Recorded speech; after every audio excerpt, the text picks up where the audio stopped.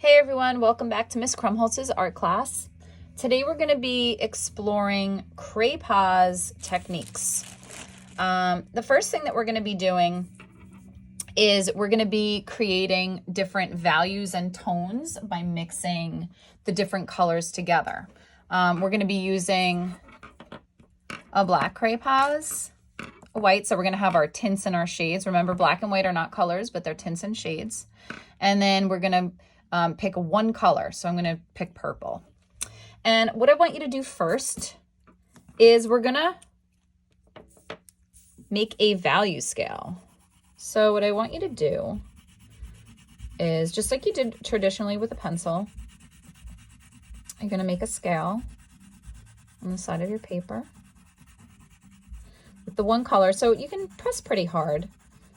And if you have to, you can always peel back the paper. So you want to get it as even and smooth as possible. And then we want to show what it's going to look like darker versus lighter. So remember, we're going to use our tints on top of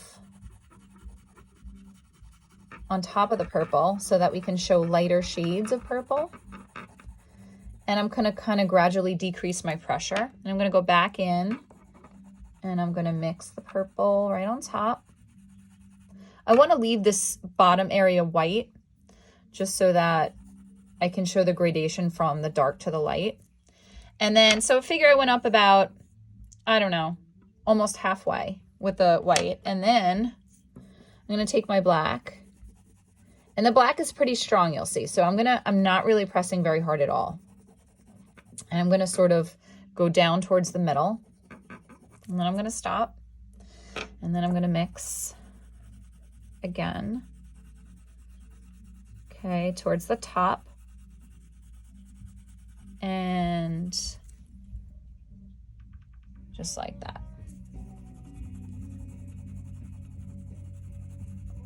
And towards the complete center, you want to just leave that purple or whatever color you're choosing. So you have a nice scale that shows a gradation of color with value. And then once you get your value scale, so you're going to do a value scale with your color. And again, all you need is one color. And then we're going to go in and you're going to make a sphere. Okay. And we're using what is known as the blended technique. And I'm going to make a little sun to my top left. So you can make a little sun. And I am going to, close to the sun, I'm going to use my white to create a highlight. And notice I'm kind of going in a circular motion. I'm going around and I'm decreasing my pressure. And I'm going to take this to, I don't know, about almost to the center. And then I'm going to go in with my purple. And notice I also have to curve, okay?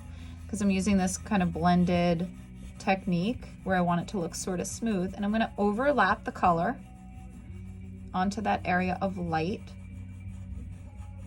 Now you do want to leave a nice chunk of this completely white where that highlight will exist and live. But you're basically taking these values and tones and you're applying them now to a sphere. And I'm doing this again pretty quickly. You can turn the paper. Sometimes I'll turn it to sort of adjust the angle. Sometimes I think it's a lot easier to just turn the paper. Okay, now you want to make sure that this looks super, super smooth. And then you're going to want to take your black and just around where the opposite of that light source is going to be, you want to put a nice shadow in there. Now, some people tend to use their fingers. I don't. And you also want to include a cast shadow over here. So I'm going to put my cast shadow down here. And as I go away from my object, my shadow gets lighter. Okay. And then I'm going to go back in with my purple. And I'm going to go on top of the black and sort of mix it into here.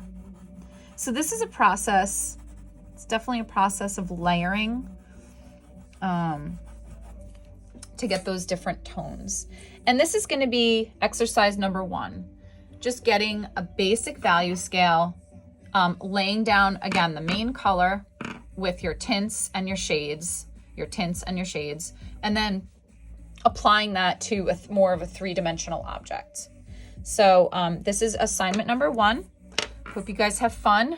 It does get a little dirty on the hands. Good luck.